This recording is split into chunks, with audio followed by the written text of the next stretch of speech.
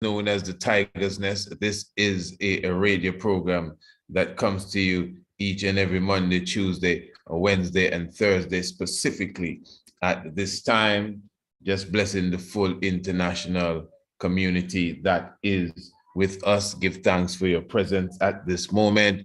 Yes, my family, again, this is the Tiger's Nest. This is Radio Anu. I'm the Honorable Priest Isaac. Of course, you know, we glorify Emperor Haile Selassie I in all our good doings and sayings. And it is a joy. Of course, you know, I'm welcoming you just to, you know, asking you to just make sure you hold a proper seat and hold a proper meds, because the meditation will be going much higher than it is at the moment. We'll be soaring, soaring, and soaring until we apex and climax, and then we land again and bring it to a rest for the evening and come again tomorrow for another edition. So this is a program, again, family, that comes to you 7 p.m. sharp. And of course, the full family comes in. Make sure you have your snacks and your meditation, because that's the level we're going to take it on even this evening. Now, if you are not a subscriber to this program, this is the Tiger's Nest. If you're not a subscriber, it's a very easy thing to do. All you have to do is contact us via the email, priestisaacinstitute@gmail.com. That's priestisaacinstitute@gmail.com, and let us know your interest in wanting to be a subscriber. And when you are a subscriber to the Tiger's Nest, you definitely will never miss another episode of the program, because why? The program will be sent to your inbox, obviously via the email, each and every day after the program is sealed up. So just contact us and let us know that you want to make sure you receive this program, because you don't want to miss an inch. At the moment, we are definitely streaming to the YouTube. So we're just saying blessed love to the YouTube family for the moment.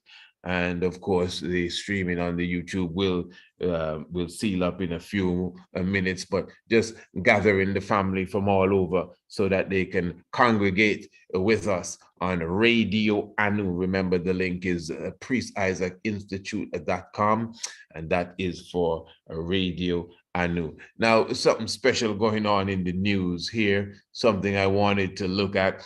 I'm sure some of you would have heard of the nun. The streaming on the YouTube will seal up in a few minutes, but just gathering the family from all over so that they can congregate with us on Radio Anu. Remember, the link is priestisaacinstitute.com.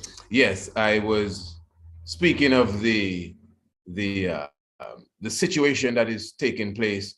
Ones would have heard maybe of the nun that has been buried for a few years now. And this nun, like, she's refusing to decay, you know. So I'm just going to read something here for you. This is coming from CNN. Now this is no fake news or pseudo news, or yes, it may be coming from CNN. It's coming from everyone. You could see it in the Daily Herald. You could see it in the New Yorker. It's in the Washington Post. Everyone is speaking about this nun. All right. So the headline says here, BBC, everyone is talking about it.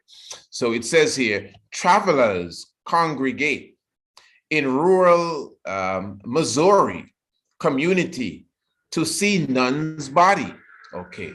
And it says now, hundreds of people have traveled to the Queen of Apostles Monastery in rural Missouri to view a nun's body, which appears to show no signs of decay approximately 4 years after her death, according to the Catholic News Agency. How does that sound to you, family?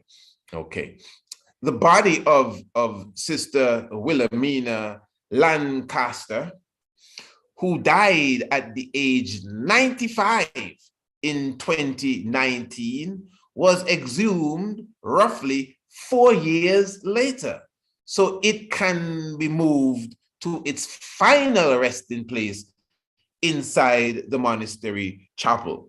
the Catholic News Agency reported. You following me, family? When the coffin was unearthed, Lancaster's body was apparently incorrupt, which in Catholic tradition refers to the preservation of the body from normal decay. The remains were intact even though the body had not been embalmed and was in a wooden coffin, according to the news outlet. The discovery was captured, the discovery has captured the attention of some members of the church and prompted an investigation. So we are going to investigate this. Of course, we kind of just leave this like that. The Diocese of Kansas City, St. Joseph issued a statement about the discovery. And it says here, the condition of the remains of Sister Wilhelmina Lancaster has understandably generated widespread interest and raised important questions, the diocese said. At the same time, it is important to protect the integrity of the mortal remains of Sister Wilhelmina to allow for a thorough investigation. Bishop James Johnson invites all the faithful to continue praying during the time of the investigation for God's will. And it goes on, and of course, they interview a few people, etc. And of course, some that would have known the good sister. And she is a sister, you know, in all sense of the word, a Black woman. And what is standing out here now is that she would have passed on 4 years ago. And, you know, they were looking to remove her from one spot to carry her somewhere else. And they never expected to see her when they went. They maybe expected to see some bones or something, you know, one of them grinning skull. But they saw the same sister, basically in the same way that they put her down. This is not old news, you know. This is today's news. We're giving you right now, breaking news, now news. Today, what's today's date? The 29th of May news you're getting. You comprehend. And this is important because if you notice for the previous strong that just went by last week, we were speaking of the miraculous amongst the people in the Congo. Remember, we're speaking about the warriors, the prophetess Kimpa Vita, and her movement and her fight against colonialism, and even herself, you know, proclaiming the origin of the Christ figure is in the Congo. That is Kimpa Vita.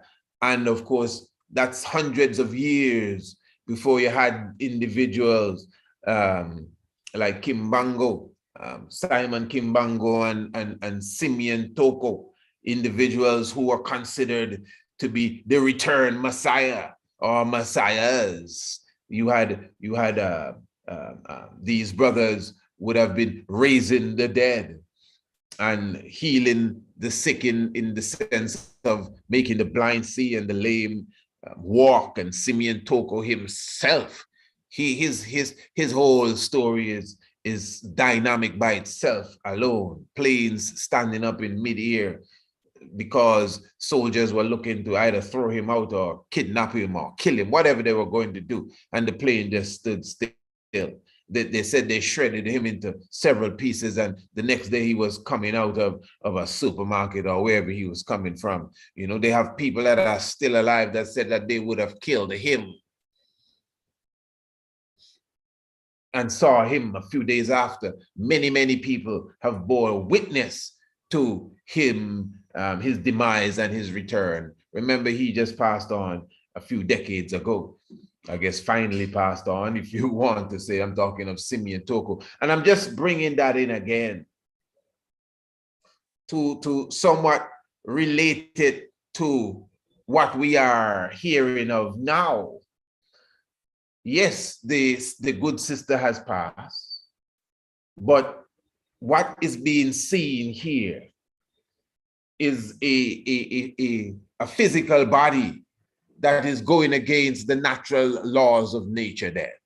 So in other words, for her to be preserved in such a way, as the report was saying, she would have to have been taken care of in some form or fashion, embalmment or something of the sort. Do you know they have ancient Kemetic mummies that are just as well preserved as she or as her? And you may be saying, but yes, they in that time they use certain things to keep them from deteriorating. You are correct, but still they deteriorated. You know that.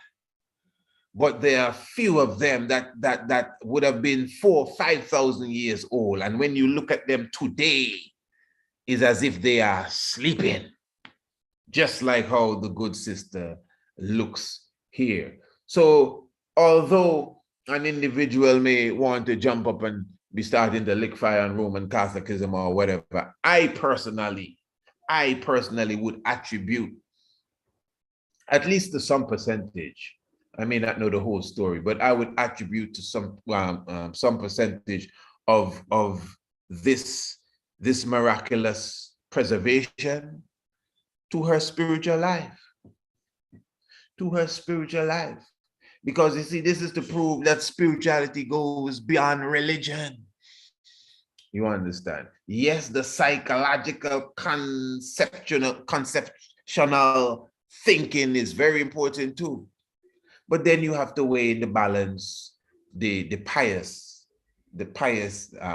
and the calmness and the dedication. You know, I could imagine she died at 95, you know, and I could imagine her dedication to her own faith and fasting and all of these different things. Because when you are a nun, that's what you do, you know, you separate yourself from the world. When you are a monk, that's what you do, or a hermit for sure, you separate yourself from everybody. But now a monk, a nun, you don't have to necessarily separate yourself from people, but yet still you live more than likely in a community of ones like yourself, nuns and monks, whether it's a monastery or some may say convent, some say nunnery, but they're those who obviously would be practicing celibacy. That is, they ain't having no intercourse with no one.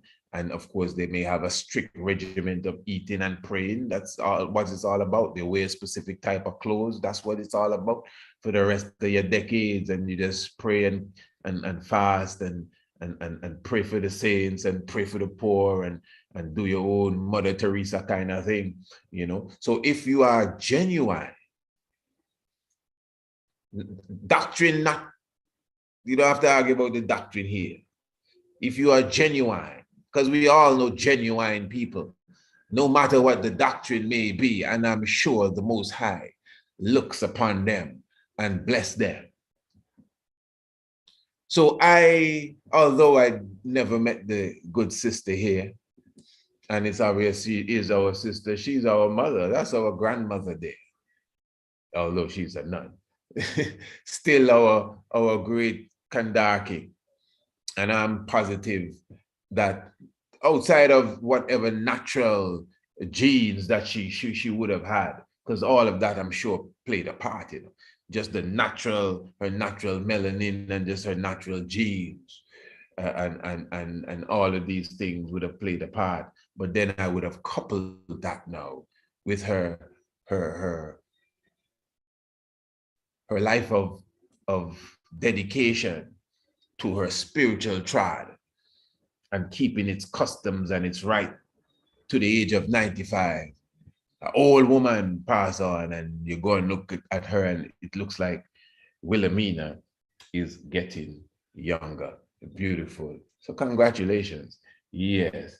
And give thanks to the life giver and the keeper of life. But go and look it up, family. It's news. It's today's news. I'm sure it's on your nightly news tonight. Quite interesting and, you know, very warm-hearted vibration. Missouri Missouri. Yes. Okay, beautiful. Yes, family, give thanks for the life giver and the keep of life. Now, this evening, we're going to be going into a wonderful subject area. Of course, we'll be touching upon the stars. As I promised you, we'll be going into Gemini. For those of you who saw the introduction we did on the YouTube earlier, I know some of you would not have seen it, but it's all right. After the Tiger's Nest this evening, maybe you can go on the YouTube and look at the introduction just in case you're missing a few beats here. But at the same time, as we mentioned, YouTube, just saying that we're going to be sealing up and leaving the YouTube crowd right about now. But YouTube family, you know how to get here. Remember the link specifically, of course, is priestisaacinstitute.com, priestisaacinstitute.com, and that will lead you straight to Radio Anu.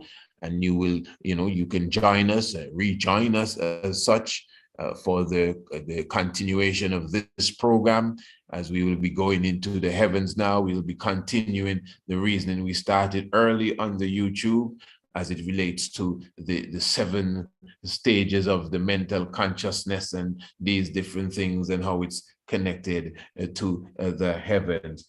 And of course, as I said, as I say heavens, I must add that I'm encouraging each and every one.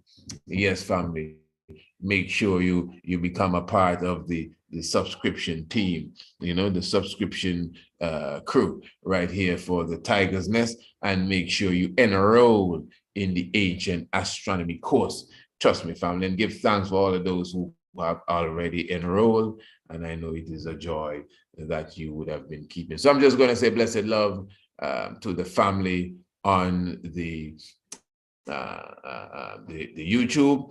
All of you can come on over and join us on Radio Anu.